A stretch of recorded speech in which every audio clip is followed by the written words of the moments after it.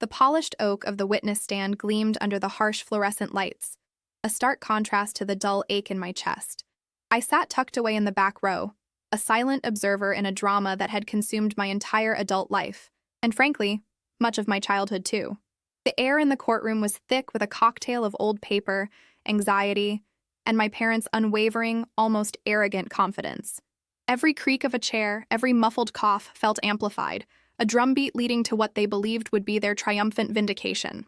My parents, Eleanor and Richard Vance, were a formidable pair, even in their late 50s. Dressed impeccably, their expressions a carefully curated blend of righteousness and barely suppressed glee. They looked every inch the powerful, wronged individuals they believed themselves to be. For years, they had been locked in a bitter legal battle over what they insisted was their rightful inheritance. A sprawling family estate, a significant portion of a multi-million-dollar trust, and control of a legacy business that had spanned generations.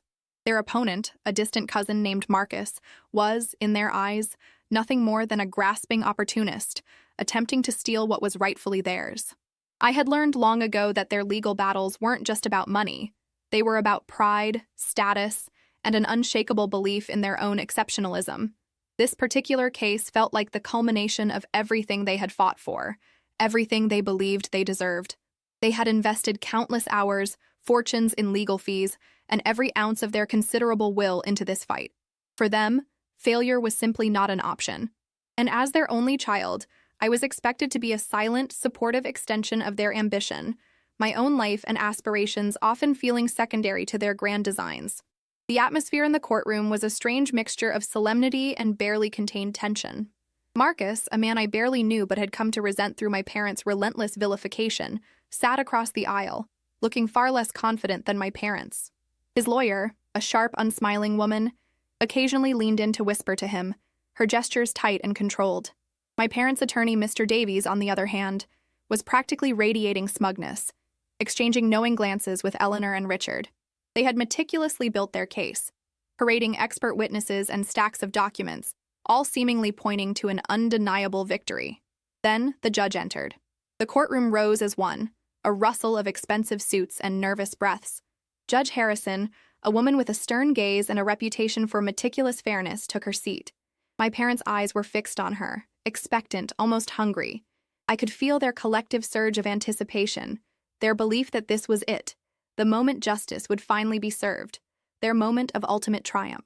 They had won countless small skirmishes leading up to this, and they were utterly convinced that the final, decisive battle was theirs. The air crackled, heavy with the weight of their certainty. Judge Harrison's gaze swept across the courtroom, a slow, deliberate movement that seemed to strip away the veneer of composure from everyone present.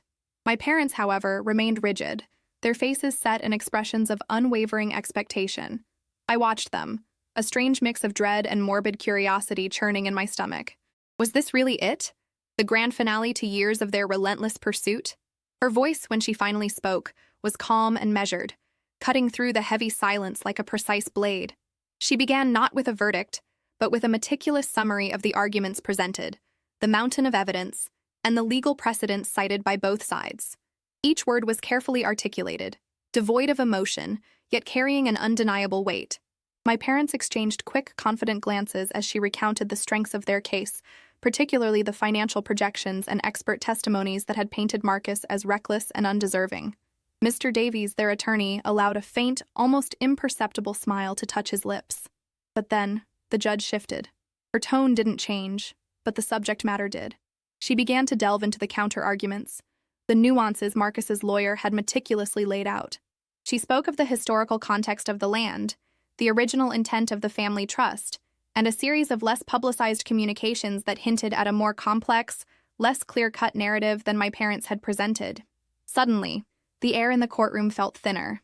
I saw Eleanor's jaw tighten almost imperceptibly, and Richard's confident posture stiffen further, his eyes narrowing. A particular point seemed to snag them. A clause in an old amendment to the trust, one that my parents had always dismissed as irrelevant, a mere formality. Judge Harrison, however, spent several minutes dissecting its language, explaining how it might be interpreted differently in light of recent legal rulings concerning inherited properties and generational wealth. My heart began to pound with a frantic rhythm against my ribs. This wasn't the swift, decisive victory my parents had so confidently predicted. This was a deep, unsettling dive into the murky waters of legal interpretation, and suddenly, their fortress of certainty seemed to develop a hairline crack. I glanced across at Marcus. He was no longer looking defeated. A flicker of something, hope, relief, passed across his face, quickly masked. His lawyer, the sharp, unsmiling woman, maintained her poker face, but I could have sworn I saw a slight, almost imperceptible nod of approval when the judge mentioned the amendment. My parents' smugness began to dissipate, replaced by a growing unease. Their eyes were now glued to Judge Harrison, no longer expectant, but searching, trying to decipher what her meticulous dissection truly meant for their seemingly ironclad case. The tension in the room wasn't just palpable, it was suffocating, a heavy blanket woven from doubt and the sudden chilling possibility of an outcome they had never even considered. I could feel their collective panic beginning to bubble just beneath their carefully constructed exteriors, and a strange, unwelcome sense of dread settled deep within me. The dread wasn't just for them. It was for me too. A chilling realization that the ground beneath all our feet was far less solid than I'd ever imagined. My parents, pillars of unwavering conviction, now looked like statues beginning to crumble. Eleanor's jaw was not just tight, it was quivering ever so slightly, a telltale sign of her deep-seated agitation, usually reserved for private moments of extreme stress.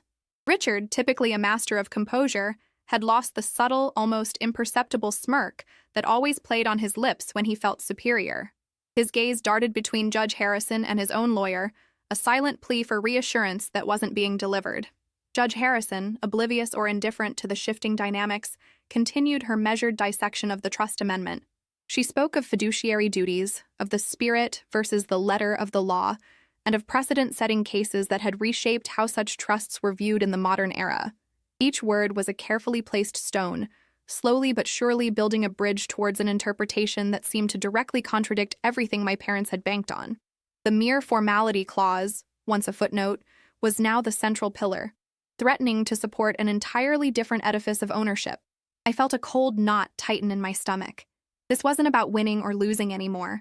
It was about the very foundation of our family's narrative, a story I had believed my entire life, being systematically dismantled before my eyes. Eleanor leaned forward, her eyes flashing, a silent, furious question directed at our legal team. Richard's hand, resting on his knee, clenched into a tight fist, his knuckles white. Their lawyer, a man whose confidence had previously seemed as unshakable as theirs, now looked distinctly uncomfortable, shuffling papers with an air of distraction. He exchanged a quick, hushed word with Richard, a whisper that seemed to carry the weight of impending disaster. I strained to hear, but the low murmur was lost in the general hum of the courtroom, amplifying my anxiety. The air, already thick with unspoken tension, grew heavier still, pressing down on us all. Across the aisle, Marcus remained impassive, but the subtle lift at the corner of his mouth, almost a ghost of a smile, did not escape my notice.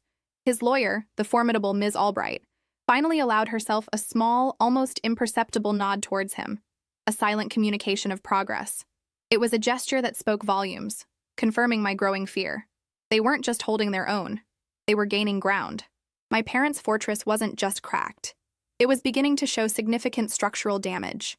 I watched as Ms. Albright then produced another document, a thick folder she hadn't opened before, and slid it discreetly towards the judge's clerk. What new revelation could possibly be contained within those pages? My mind raced, trying to reconcile the image of my parents as benevolent custodians of a sacred legacy with the increasingly predatory light in which they were being cast. Was it possible that I, too, had been blind, willingly or unwillingly, to a different truth? The thought was unsettling, a betrayal of everything I understood about my family. I felt a profound sense of disorientation, as if the very ground beneath my feet had shifted. The judge cleared her throat, drawing everyone's attention back. Given these interpretations, she stated, her voice calm but authoritative, and the historical context presented, I am inclined to consider that the original intent of the trust may have been more nuanced than previously argued. We will need to delve deeper into the implications of this amendment before proceeding with any final judgment. Her words hung in the air. A verdict of indefinite delay, a sentence of prolonged agony for my parents, and for me, a gnawing uncertainty that threatened to consume everything. The session was adjourned, but the questions she raised lingered, sharp and unwelcome, leaving an open wound in the heart of our family's perceived invincibility. We rose from our seats, heavy with the weight of the judge's words. My parents moved like automatons, their usual dignified stride replaced by a slow, heavy shuffle. I walked beside them, my arm linked through my mother's, feeling the tremor that ran through her. The silence between us was deafening, a new oppressive weight that settled in the space where our easy camaraderie once resided. They were trying to be strong for me, I knew, but their faces betrayed the effort. The facade was crumbling, and I was seeing cracks in their foundation I never knew existed. Outside the courtroom, the bright afternoon sun felt like an unwelcome glare after the dim, heavy atmosphere within. My father finally spoke, his voice hoarse. "This is far from over. They're just trying to exhaust us, to make us concede." But even as he said the words, they lacked conviction. I saw the doubt in his eyes, a flicker of genuine fear that mirrored my own. My mother just squeezed my hand, her gaze distant, lost in a landscape of worry. Marcus and Ms. Albright were already leaving, their departure almost a celebration. Ms. Albright offered a curt, professional nod in our direction, a victor's acknowledgement. Marcus, however, didn't even grant us that. He just walked past, a faint, almost imperceptible smirk playing on his lips, a silent declaration of his perceived triumph. It was a raw, visceral sting, a reminder that this wasn't just a legal battle. It was personal, deeply personal, for him. That thick folder Ms. Albright had presented to the clerk haunted me. What damning evidence could it hold, kept hidden until now? A strategic reserve for maximum impact? The judge's words, delve deeper into the implications of this amendment, echoed, a clear indication that Marcus's narrative of manipulation and perhaps even deceit was gaining traction. Our family's trust, once a bedrock of identity and prosperity, was being systematically dismantled. I felt a cold dread seep into my bones. My parents had always presented it as a sacred inheritance, a benevolent protection. Now it was painted as something predatory, a tool of exclusion. The dissonance was unbearable. The journey home was punctuated by strained silences and hollow reassurances. I found myself scrutinizing my parents, searching their faces for answers, for any sign that Marcus's version of history held a grain of truth. Could they have truly misguided me? Misguided all of us? The thought was a venomous seed, taking root, challenging every memory, every cherished anecdote, every foundation of my upbringing. The family narrative, once a comforting blanket, now felt like a suffocating shroud. We were no longer just fighting for a legacy. We were fighting for the very truth of who we were, and I was terrified that truth might not be what I had always believed. The next hearing, though weeks away, loomed like an executioner's axe, promising not resolution, but only deeper cuts. The weeks leading up to the final hearing were an agonizing crawl. Our home, once a sanctuary of shared histories and comfortable silences, had become a battleground of unspoken accusations. My parents, usually so steadfast, now wore their anxieties like ill-fitting shrouds. Their reassurances, once soothing, now felt like thinly veiled attempts to maintain a crumbling facade. I saw them, truly saw them, for the first time not as infallible protectors, but as flawed individuals, haunted by their own secrets. Every glance, every strained conversation was a fresh wound, confirming my deepest fear. They had indeed misguided us, perhaps not maliciously, but through a labyrinth of their own making. The courtroom on the day of the final hearing was a suffocating tableau of expectation. The air was thick with the weight of generations, of a legacy teetering on the brink. Marcus sat across the aisle, a quiet intensity in his gaze, a stark contrast to his previous smirks. Ms. Albright, radiating an icy confidence, rose to present her final arguments. The thick folder, the one that had haunted my nights, lay open before her. She began by detailing the original intent of the family trust, a testament to shared ambition and collective prosperity. Then, with a slow, deliberate cadence, she zeroed in on the amendment. It wasn't just a protective clause, it was a surgical strike. She produced documents, old letters, and even an audio recording from an estate planner from decades ago, revealing the amendment's true genesis, a bitter falling out between my father and his younger brother, Marcus's father, over a perceived betrayal in a business venture. The amendment was crafted not merely to safeguard the family assets, but to explicitly and punitively disinherit any direct descendants of that estranged brother. It was a weapon forged in resentment, disguised as prudent foresight. My parents' faces blanched. My mother clutched my father's hand, her knuckles white. The trust wasn't a benevolent shield. It was a meticulously constructed cage, designed to lock out a branch of our own family. My throat tightened, the venomous seed of doubt now blossoming into a thorny, painful truth. My parents hadn't just misguided me. They had perpetuated a lie, allowing me to believe in a noble inheritance while its very foundation was built on an act of exclusion and quiet vengeance. The dissonance was not just unbearable, it was crushing. The judge's pronouncement was not a thunderclap, but a measured, somber declaration. He acknowledged the historical context, the right of a testator to distribute their estate, but found the amendment to be unduly restrictive, bordering on vindictive, especially given the passage of time and the impact on innocent parties like Marcus. He ruled to significantly modify the trust, allowing for a more equitable distribution that, while not fully reversing the original intent, ensured Marcus would receive a substantial, albeit not equal, share. It was a compromise, a forced reconciliation of a deeply fractured past. The silence that followed was deafening. Marcus looked at me, not with triumph, but with a weary acknowledgement of a shared burden.